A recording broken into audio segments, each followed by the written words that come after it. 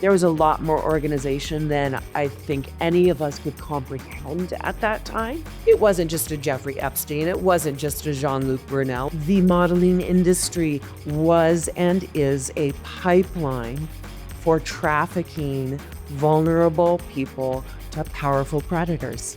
I'm still out here begging Congress to hold these guys accountable, begging them to hold the systems accountable, and for transparency from the DOJ and the White House.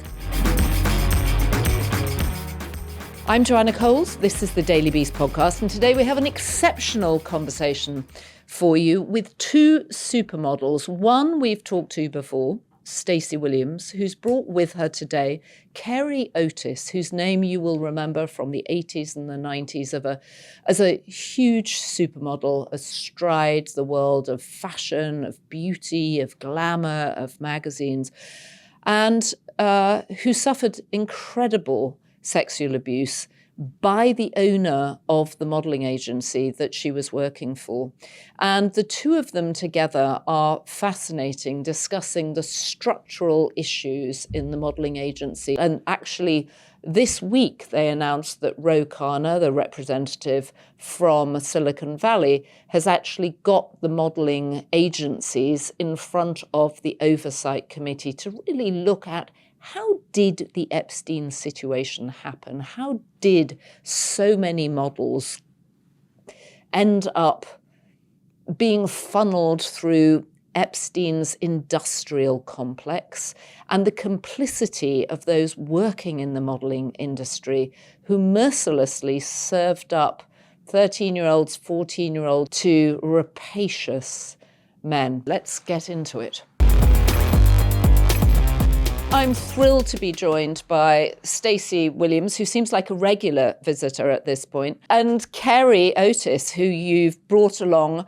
And Carré, what I really want to do is obviously ask you about your magnificent hair colour. We'll come on to that. But what I know we need to do first, and more importantly, frankly, is talk about the Model Alliance. The two of you worked in the modelling business at sort of peak model. And as we know, all sorts of disreputable people owned modelling agencies and had fully intentionally disreputable intentions with the models. And basically, they owned the supply chain and the distribution. It was a sort of vertically structured industry. And Carré, you've been working on this for some time. Why don't you bring us up to speed with where you are and explain to us how the modelling business worked so that basically nobody was protecting young girls? Yeah. So first of all, it's so great to be here. And Stacey, you're a new friend and ally. And it's amazing these overlaps that we're discovering as we continue our own conversation. I've been working in the modeling industry for over 30 years, and I've seen so much. And Sarah Ziff, founder of the Model Alliance, got in touch with me after my book was published in 2011. And my book was in part about the modeling industry. The abuses that I had endured within the modeling industry. We're a New York-based nonprofit working to create a safer fashion industry. And if you can believe, of all of the industries out there, this one that is working with minors, this one that is working, with the most young, vulnerable workforce, is the one industry that is lacking the same rules and regulations as every other industry that's in operation on this planet. It's outrageous. Ro Khanna, through your work, is now Representative Ro Khanna from California, from Silicon Valley, is now putting your work in front of the Oversight Committee, and he said the Oversight Committee are going to investigate the modeling world. When Stacey was on the podcast, we talked about her experience of abuse actually at the hands of the president, that Jeffrey Epstein, who she was dating at the time, and who seemed a very plausible, sophisticated man, which we know he had that side of him, had taken her to Donald Trump's house, where Donald Trump then groped her, and it became clear this whole thing had been cooked up in advance. For those who haven't read your book, Carré, can you talk about some of the incidents that made you want to reform the industry? Yes. How much time do you have? The book was before its time. I wrote it because I was a new mother to two daughters, and it was so important that instead of this patriarchal narrative of my public life, that I took that story back so that one day my daughters, if and when they wanted to know my story, it would come from me and my words. Within that book, I called out a known sex offender, and he was my perpetrator. And so I was trafficked at the age of 17 as a minor through the state of New York, from San Francisco to elite model management, and from elite to Gerald Marie in Paris, France. Gerald Marie was married to Linda Evangelista, wasn't he? Yes. So my book called out the sexual abuse that I endured, as well as the systemic abuse that so many of us either endured or witnessed, that I think for decades, most of us did our best to normalize very outrageous situations within an industry because we didn't know better. We were so young. We were so intimidated. We were all trying to, stay afloat in very stormy waters. And really, let's talk about, frankly, completely inappropriate situations for teenagers to be in. So I've filed under the Child Victim Act in the state of New York because I was trafficked through the state of New York. That's a look back window similar to the Adult Survivor Act. Mm-hmm. And this was where there was a brief moment where you could file for things that would traditionally have been dismissed under the statute of limitations, correct? Right. So there was an open window where women who had suffered all kinds of abuse were able to accuse their attackers, abusers. Yes, and the Child Victim Act is similar to the Adult Survivor Act in that it was a 1-year look-back window period that you could file against an abuse that happened in and around the state of New York. And so it was a similar look-back window. So I was able to file under the Child Victim Act. I was a magazine editor in the fashion world, and I want to come on to the culpability of magazine editors a bit later, But what's so fascinating is the juxtaposition of the glamorous imagery and what was actually going on in the process of making those images. Can you talk a little bit more about that? I mean, when you say that teenage girls were being put in utterly inappropriate situations, can you describe some of those situations? Because I think it's hard for people who haven't been exposed to this world to understand what that feels and looks like. Yeah, I think this will be a shared response. I'll go first, and then Stacey, you can jump in and give your perspective on it. The inappropriate situations, I mean, we could start in Paris way back when, but it continues, I believe, to this day.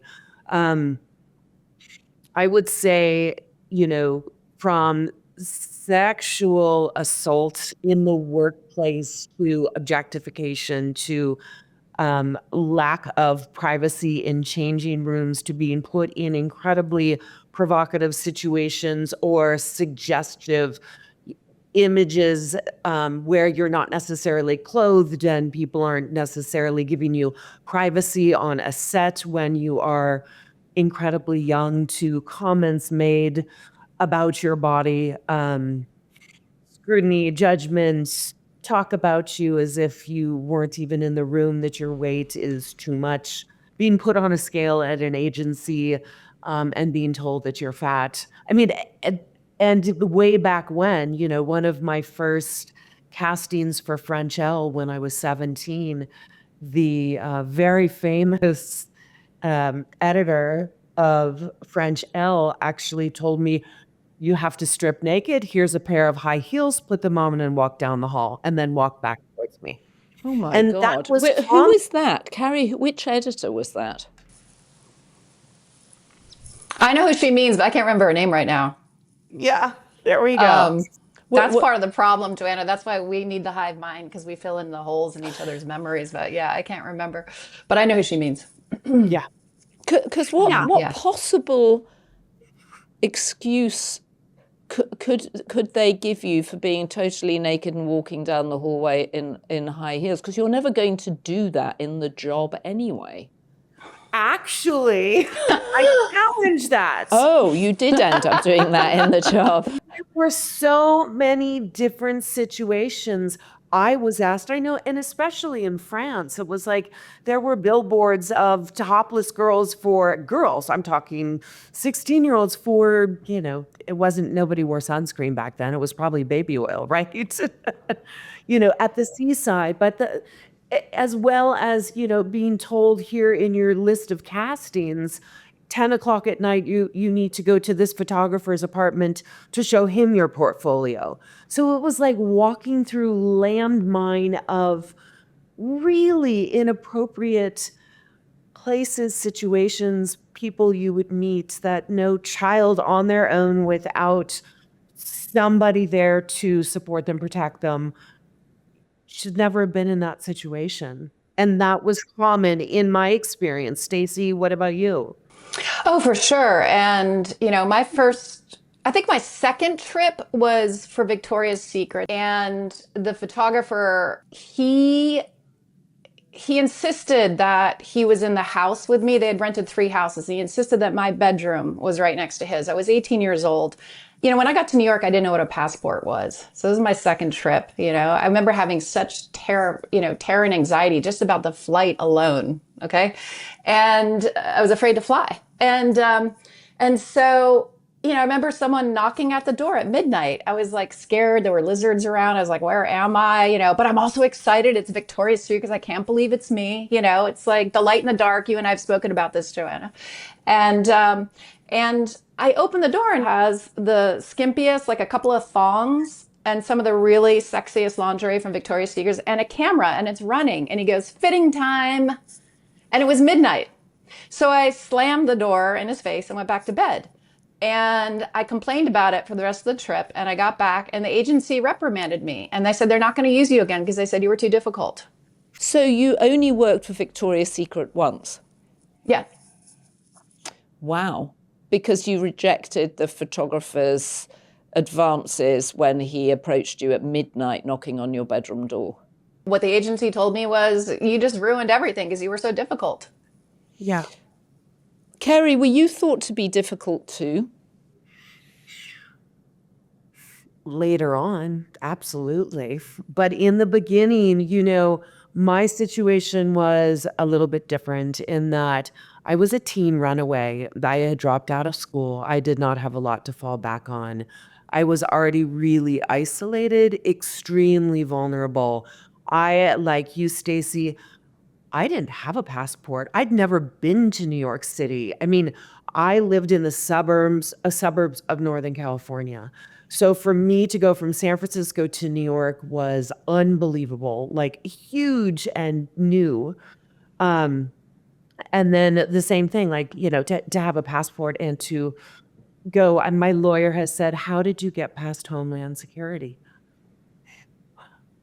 Somebody signed the papers for me to go from, because I didn't have parental consent. I'm curious about, you both start off, and Stacey and I have talked about this before, you're both incredibly young. You're incredibly naive about what the modelling agency is about. And we now know, with hindsight, in particular, men who were owning these model agencies wanted sex with the models, that they were trafficking the models to their friends, and that on top of it all was this strange, very aspirational, glitzy, glossy lifestyle look, which utterly was in contrast with what was going on behind the scenes. So, Carré, talk about your first kind of few shoots where you were getting your head around this and realizing what was going on. Yes, and just also to go back, so was I labeled difficult because of the vulnerability and the textbook taking advantage of a young girl who is vulnerable, who clearly doesn't have a parent, doesn't have money. I was in too vulnerable of a position to be difficult in the beginning. The thing that happened for me, though, that became difficult, not in the way of like, I'm refusing you, but it began to break me. It's like those first months of being terrified, disoriented, confused, drugged, literally, all of the things, being in a foreign place, not speaking the language, having to navigate the metro, being sexually assaulted every night when I went back to the place I was staying. I lasted several months under that condition before breaking. And breaking for me was severe depression, crying so hard, eyes too swollen to actually be photographed. Like it was so difficult. And it was later on that I became difficult and outspoken. And Carré, who were you being sexually assaulted by when you said that you went back to the place that you were living every night? Was it? It's public knowledge, and I've written about it, and that's Gerald Murray, who I don't think any of us realized at the time, but there was a lot more organization in what was happening with us models and where we were working and where we were trafficked to and whose set we would get onto. There was a lot more organization than I think any of us could comprehend at that time. It wasn't just a Jeffrey Epstein. It wasn't just a Jean-Luc Brunel. It wasn't just there were folks working together. And again, back to this conversation, the modeling industry was and is a pipeline for trafficking vulnerable people to powerful predators. It's so sinister the way you describe it. And of course, Gerard Marie had a modeling agency. Jean-Luc Brunel had a modeling agency. Donald Trump had a modeling agency and has talked braggingly, boastingly about owning the Miss Universe competition, where you could come in and watch the contestants changing and they would be naked and he could just walk through the changing area. And you talk about that too. Stacey, you were also very vulnerable. I mean, you came from Pennsylvania. You've talked about what it was like arriving in Paris, and yet you also saw the sort of weird dichotomy between the glamour and the grit. So, Carré, what you're saying, and what is perhaps most disturbing, is the premeditated nature of the use of these models. Stacey, was this something you were aware of when you were starting to model? Did it sort of dawn on you that this didn't feel entirely right? Yeah, so I didn't frame it the way, Carré and I frame it now. I didn't see it clearly. I normalized it. That said, I had responses that I think would have shown that somewhere I understood, maybe not on an intellectual level, but on a safety level, maybe, that something wasn't right. And, the second night I was in Paris, I had just arrived, and Paris is like a huge, it's one thing to get to New York, but then another country, the language, everything Carré just described. I mean, you really have, you're in culture shock to start. Okay. And then, this industry is a completely other culture and very dark. I was on hold for British Vogue, and the agent said, "Listen, Patrick, it's with Demarchelier, and you have to have dinner with him. He wants to talk about it." And I was like, "He wants to talk about it." And I was like, "Oh, I guess that's how it's done." And I went to this dinner, and there were, I want to say, at least 3, probably 4 other young girls there.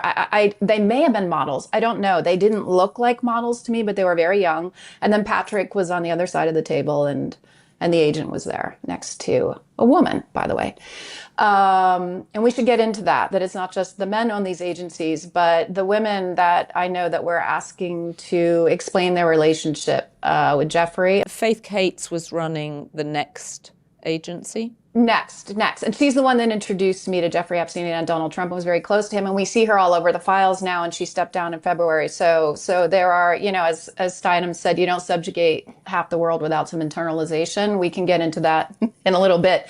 But this night out in Paris, so Patrick looks at everyone at the table and says, and he's just got this, he's leering, he was always like that, really sleazy and gross, and like, he made my flesh crawl. And he said, yes. I was just going to say I don't mean to interrupt you, but it's hard to imagine how prestigious it was to shoot with Patrick de Marchelier. I mean, he was the top of the fashion photographers at that point.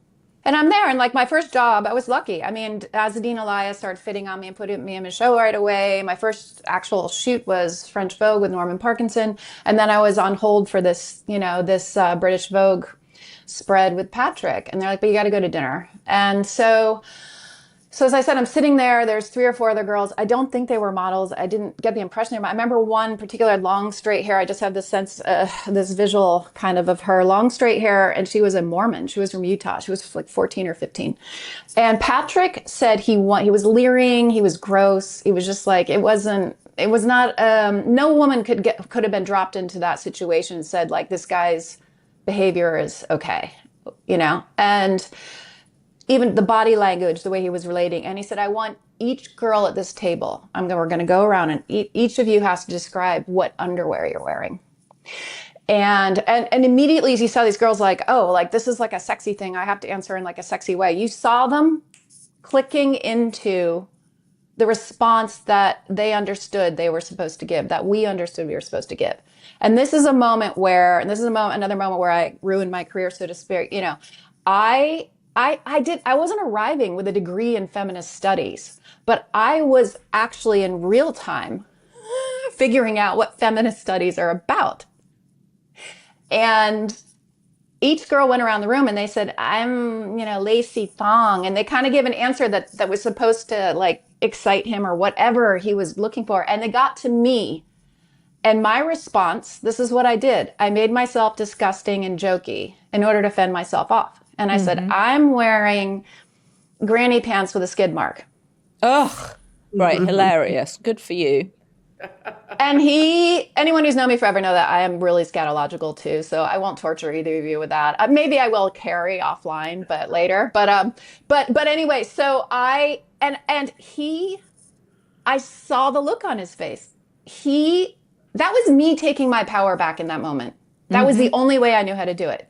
Was to be disgusting and gross him out and tell him in a way that he did not have that power over me. And that was a teenage girl, so that was my version of it. And he was enraged. He was angry. He was like, what did she, and I remember looking at the woman, like asking for translation a little bit, because I don't think he fully grasped it. And then the agent was like embarrassed and uncomfortable. I wasn't playing along or whatever. He was enraged. And I'll tell you, when, the other job that I did the first week I was in New York. On the job? Did he keep you on the job? No, the options were off immediately. Oh. And I cannot tell you how many versions of this story that I have. Yeah. Marcus Spar, who's passed. I have a version of this with Marcus Spar, who I was working with nonstop for Elle Magazine and a bunch of other stuff. And he looked at me on point. He's like, I keep booking you, and nothing's happening. Meaning you're not going to bed with me. Right. Yep. And I was like, yep.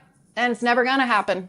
And I said this to the booker. I said, I've got some pressure yesterday on set, and you need to know it's not going to happen. And she's like, fine. But I mean, if you can sleep with him and have fun and get the work, why wouldn't you?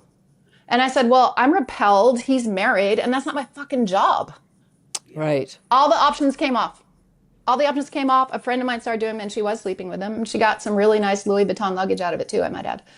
I have a version of this with Bill Cosby. I did an episode of the Cosby Show when I moved to New York, and I was feeling uncomfortable around him, and I made a joke, and he really didn't. He got very angry about it with me.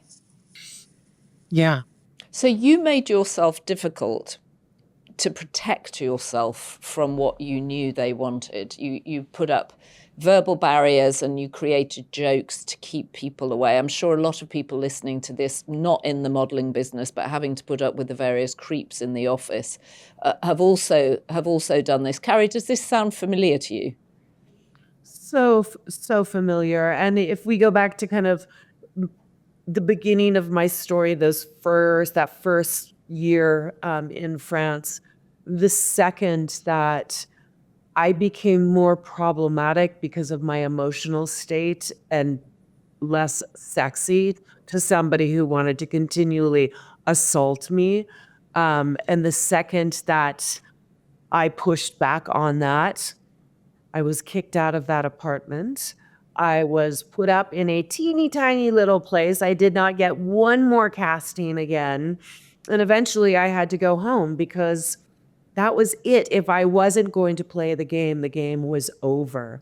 And it was really clear those who did play the game, especially early on, those who did play the game stayed in as the favorites of either the photographers or the agents, were the ones that became the stars. And later on my own terms, I re-entered the industry and that's when I was a problem. That's when I was a badass. That's when I was like, nope, I'm doing this my way if I do this at all. And it was that kind of, but that also had to become this persona. That part of the supermodel of me was the one that was on the Harley Davidson. And I mean, I was embodying badass at that point. And that was the only way I knew how to safely re-enter the industry. It was to do it my way. However, even then, I continued to endure disgusting sexual harassment, commentary, literally being on a photo shoot with a very famous photographer for a great magazine. And the prompt, the suggestion was in front of a whole studio of professionals, me being a professional as well, this man, this photographer coming over and whispering in my ear, I want you to look like I am doing you in the ass. And it was just like, wait, did anybody else hear that? Like, I'm a top model at this point. I'm on all fours. What are you supposed to do with that? But that too was commonplace. Even after I made it, I wasn't expected to sleep with anybody. But what was expected was for me to tolerate that kind of language and insinuation and harassment in the workplace for the majority of my career. I mean, I'm just trying to absorb that and thinking. We all need. Can we break for a drink? Yeah. You need gallows humor. Sorry, people say, "Oh, the comments will be, why are they laughing?" This is how we survive it. We have gallows humor. So can we just talk about the structure again? So, Carré, you are being sexually assaulted by the owner of the agency that you have been signed by. Can you explain the structural nature of it? So is there then, are you dealing with an agent who knows you are being abused/raped by the owner of the agency? So you have your own account person at the agency who knows this is going on? Yes. Yeah. Yeah. So in my case, by the time I got to Paris, they owned me. I was in complete debt by design. So any money I would make went into repaying the agency. Of course, none of this was transparent. My passport was taken for safekeeping. All of this moves into the definition of human trafficking. Absolutely. And so that structure was that vulnerability. I had no say. I had no autonomy. I was indebted at that point and pretty much owned at that point, especially that agent knowing I had nowhere else to go, nobody to call, nothing to fall back on. So very classic situation in terms of who is preyed upon and who is not. Within the structure of that, he was my agent, but then you had the bookers. And so the bookers were usually who you dealt with under normal situations. However, for me, for whatever reason, I was living with the boss and his girlfriend at the time, Linda Evangelista. Did she know what was going on? I can't speak for her. I know in so many ways, so many of us, her included, being young from another place, we were all doing everything we could to survive insanity with very, very powerful, diabolical, sick, narcissistic, misogynistic men. Carré, did you come across Jeffrey Epstein in all of this?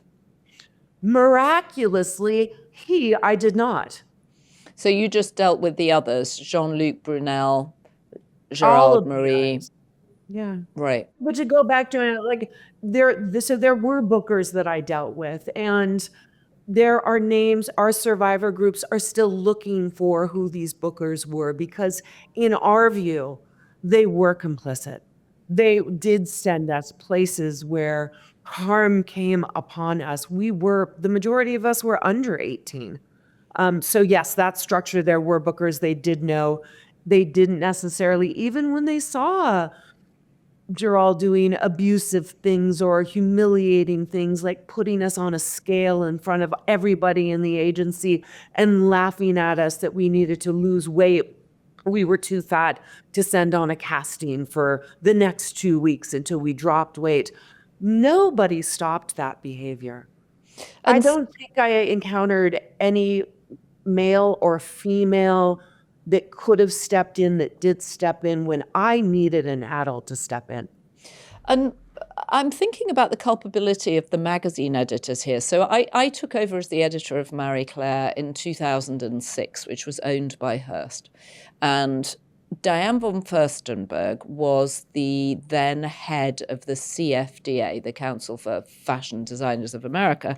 And she had said there was a strong advisory went out that no one should use models, magazines shouldn't use models, the fashion industry shouldn't use models under the age of 16. And I remember thinking, oh, that's so weird, because I didn't have a background in fashion. Why would anybody want to use anyone under 16? Why would grown women want to buy clothes from girls who are under 16, because the bodies aren't the same? And it just struck me as a disconnect as a new editor coming in, having to get my head around fashion. Is this still going on today? Yes, and even worse with AI. I mean, with literally women that aren't women, with with images of fake humans that are, so the beauty standards. So yes, this is still going on. And if you look at, you could look at a wrinkle cream being represented by somebody who's 19, 20, 21 years old, who doesn't have wrinkles. Like, cool, let's buy that. But how does that even make sense? So yes, the feeding of those images, I believe, still absolutely exists today to sell products, because and I also think women are becoming much more savvy. A lot of us want we want equal representations of ourselves at these various different ages.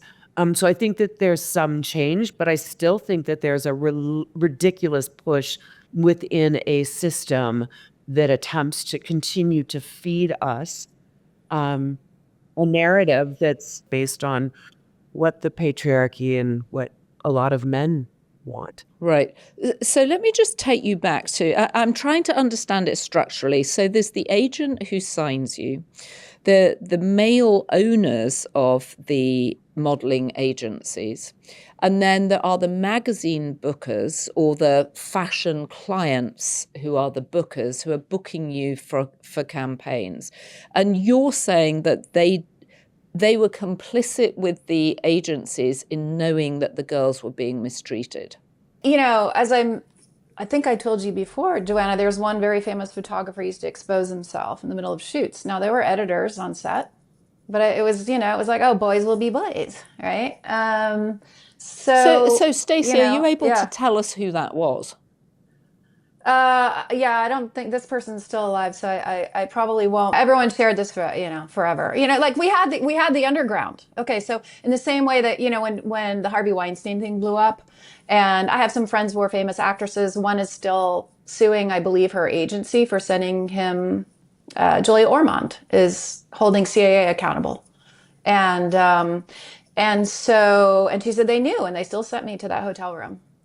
I think that's totally relevant and analogous to what was happening in the modeling industry. So when that story came out about Weinstein, I was like, oh my God, yeah, that was just totally parallel to everything we were living. It's not a blanket statement to everybody. I think what we're speaking about is specifically the agent, the bookers, right? But then on the other side, you have the people that are booking for the brands, right? Let's just say that there's enough people on that other side, right, that are representing the brands that have continued to work with known problematic sex offenders, predators, continued because of their fame and their status, and they create great art. And I think this has been something that it's given reason to dismiss. Well, okay, we'll all put up with he pulls his penis out of his pants and he wants to photograph everybody like that. So there's been enough people, powerful people, that have looked the other way and or tolerated or condoned or dismissed it as some sort of genius and insanity go hand in hand, right? And Absolutely, yeah. So yeah, like, oh, if you want genius, then you put up with all the craziness. And it's like, no, this really isn't. This is patriarchal. This has nothing to do. Jenny Holzer probably never took her dick out, so to speak, So it was a power differentiation that you're the model, you're the object, you're almost dehumanized, and the people involved in making the images are on a power trip frequently. Yeah, and it's like I go to my shooting with Helmut Newton. Right. Wow. So, a brand would hire Helmut to shoot their campaign, and you were at the hands of some really sick stuff. And you just had to go with it because you're working with like this brilliant genius man that everybody is just like, he's a god. So you do whether it's like laying down on a street with your legs splayed open and like whatever it was, you had to do it. And so that's a perfect example of just like how many brands worked with Helmut Newton. And Helmut Newton, on one hand, he was an incredible photographer, and on the other hand, wow, were his images absolutely so disgusting. And did I feel extremely dirty and demeaned and degraded after working on a day with him? Yeah. Was he cruel as a photographer? Was it the images that he was asking you to do that made you feel like that, or did he make you feel like that too? For him, it was more of the images. He was just rather cold. But I can't tell you how many photographers, male and female, extremely cruel. Yeah, it's true. I mean, let's just say cruel, extremely abusive. Abusive. Yeah. Let's call it what it is. It's abusive. interesting you bring up Helmut Newton because because I mostly did kind of like body stuff in Sports Illustrated and everything. And so he liked Amazonian types often. And he pursued me constantly for his books and everything. And I was so afraid to work with him but at the same time, I saw how brilliant he was and how good he was.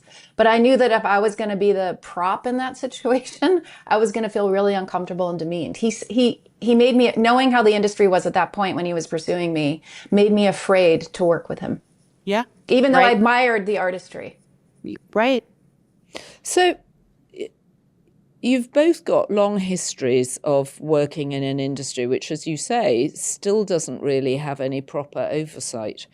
Where are you now in terms of getting that oversight? And what are you hoping that Ro Khanna, the congressman from Silicon Valley, will be able to do with the oversight committee? This moment for me, what's becoming, I think, more clear for so many of us that have known this within the industry for so long, is that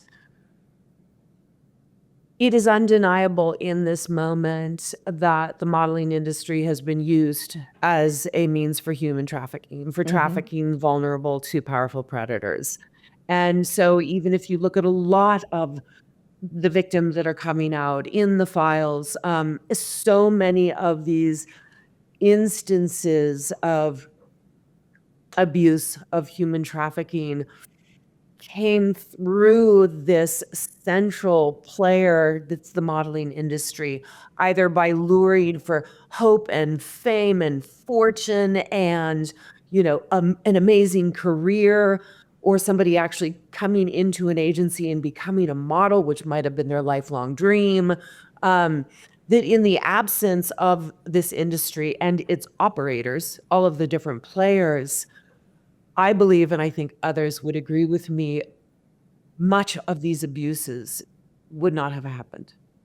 So the ask, the letter that we've sent to the Attorney General and to Massey and Ro Khanna is for sweeping investigations into the modeling industry and into those that are still operating within the industry, those that are still alive, that are all over the files, or that have legitimate complaints against them for these similar harms, because there's a huge industry that it has been operating this way, that has contributed to the harms of us.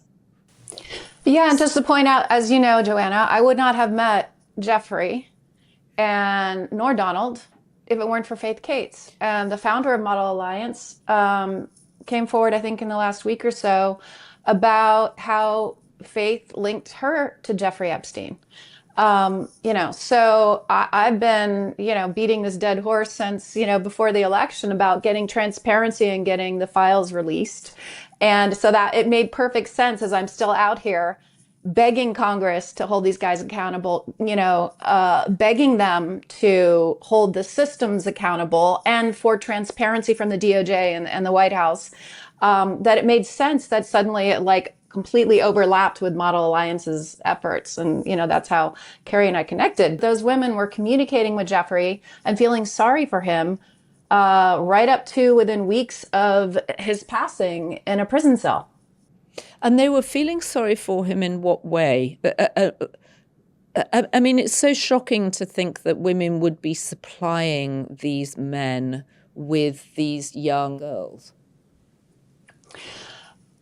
Yeah, I didn't realize that until I started speaking to Sarah and Carré a month or so ago. I did not realize that Sarah had also been introduced to Jeffrey or she was introduced by someone else, but he actually wrote a note to her afterwards and had it delivered to her apartment. And the only person that had her home address was Next Models, which was Faith's agency, and how much they directly funneled. I think I was still a little bit in the dark about that. To me, it was somewhat random that ended up at a dinner on a Sunday night with him and some other men.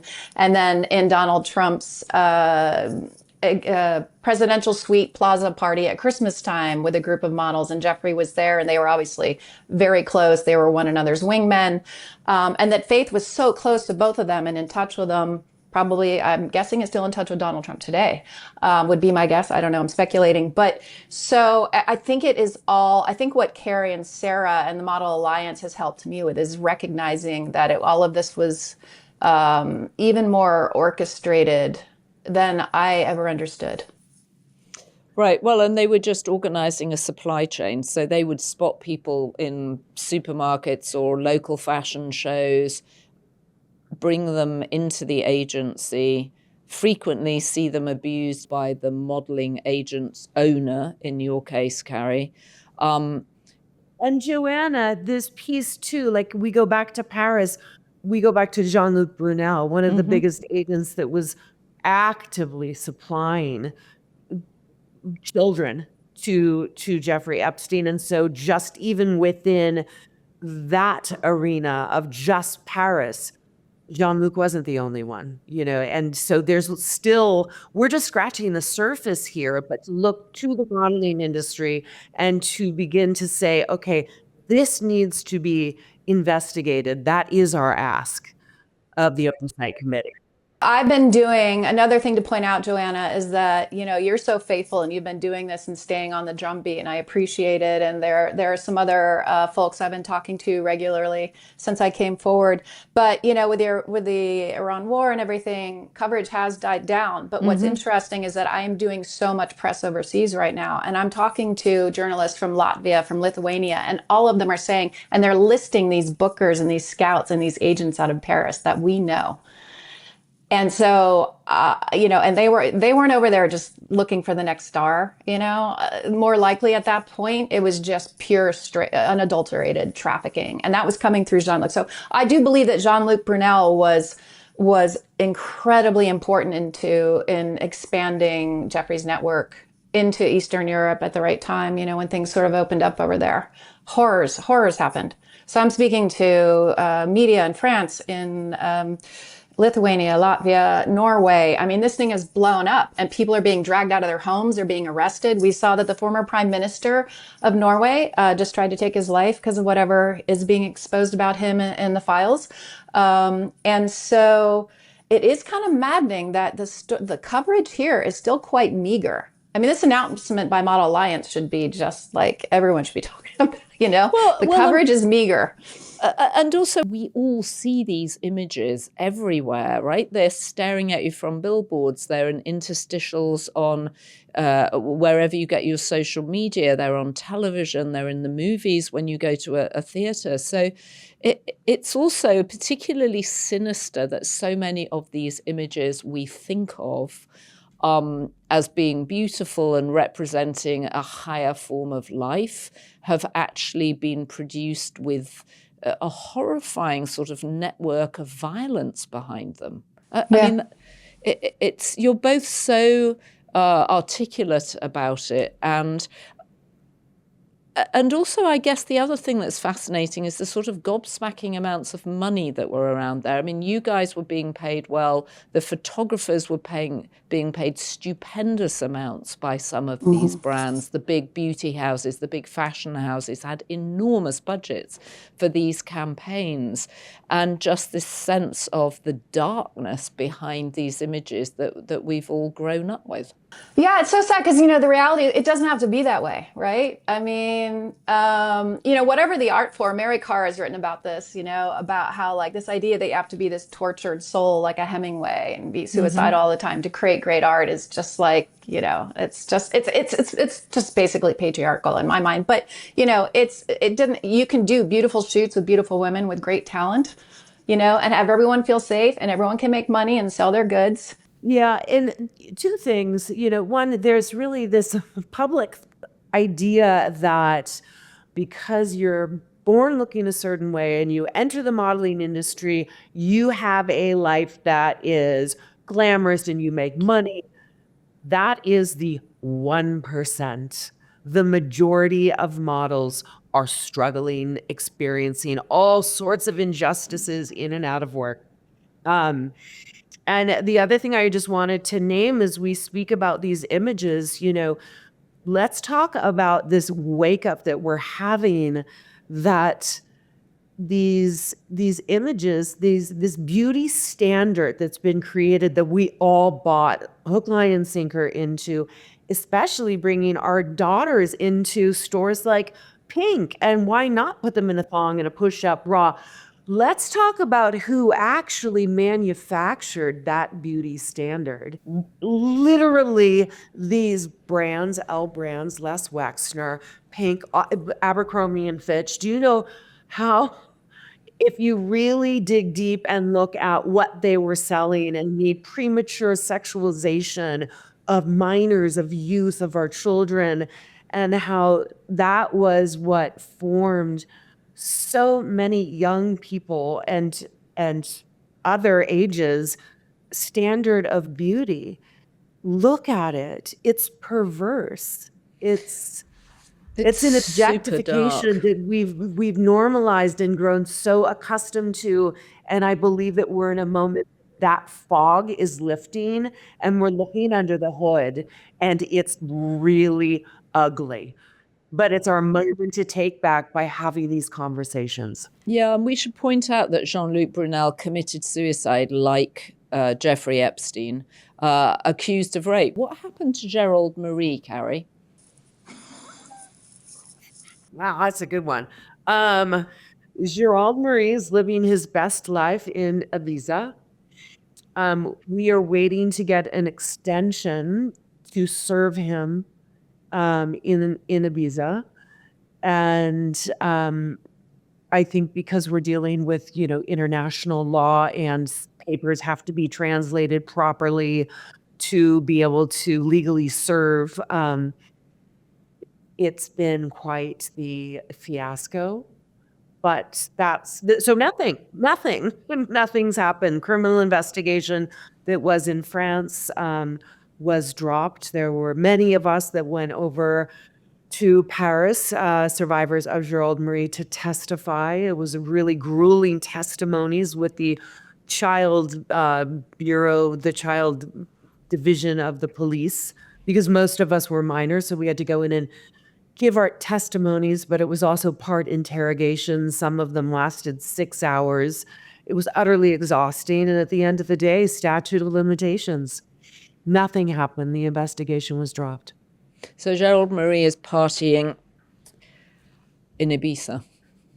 Correct. Well, Carré, bravo with all your work with the Model Alliance. And Stacey, I know this is incredibly important to you, to keep this in front of people and to get action on it to protect the next generation of models who hopefully won't go through what you guys did. Thank you very much for joining us. And how should people find out? If people want to know more about this, how should they do that? Yep, we have a support line. We answer so many different questions. It's the first time in the history of modeling there's actually a place to call, get support, and report if you have sexual, harassment or sexual assault in the workplace. Other things of transparency, so you can understand, begin to know your rights under the Fashion Workers Act, and really plug into a network of good, clean, healthy humans that give a shit. And as you say, images like that don't have to be produced in the worst possible environment. They can be produced in a perfectly safe and healthy environment. And Carré, final question. Your hair is fantastic. Is it natural? Is it natural, that grey? I know. I want Carré's hair. It's so fabulous. I can say it's finally just mine. It's finally just me. There's nothing I'm doing, but yeah, that's it. After years of so much, it's really great to let that piece go. Well, it looks fantastic. And thank you both so much for joining us. Super interesting to hear your experiences. I'm sorry you went through what you did, but it's great that you're correcting it for the generation to come. Thank you. Thank you so much, Joanna. You're such a wonderful ally. I love talking to you. Okay, well, I am obsessed by Carré Otis's hair. I think it's phenomenal, but their stories are really shocking. And again, it's the juxtaposition of those incredibly glamorous images when you know what was actually going on behind them, that so often the girls in those images, the young women in those images, were being sexually assaulted, they were being abused by the people who were supposed to be looking after them and who were certainly making enormous sums of money off them. Anyway, if you have been, thank you for joining us. We are independent media. That's what allows us to have these conversations. So we really appreciate it when you subscribe to our podcast. You can just press the button wherever you'll press the subscribe button wherever you're listening or wherever you're watching, and leave us a comment. What did you think about their conversations? And you know, when you look at these incredibly carefully made images, what do you think about what was frequently going on behind the scenes? Let us know.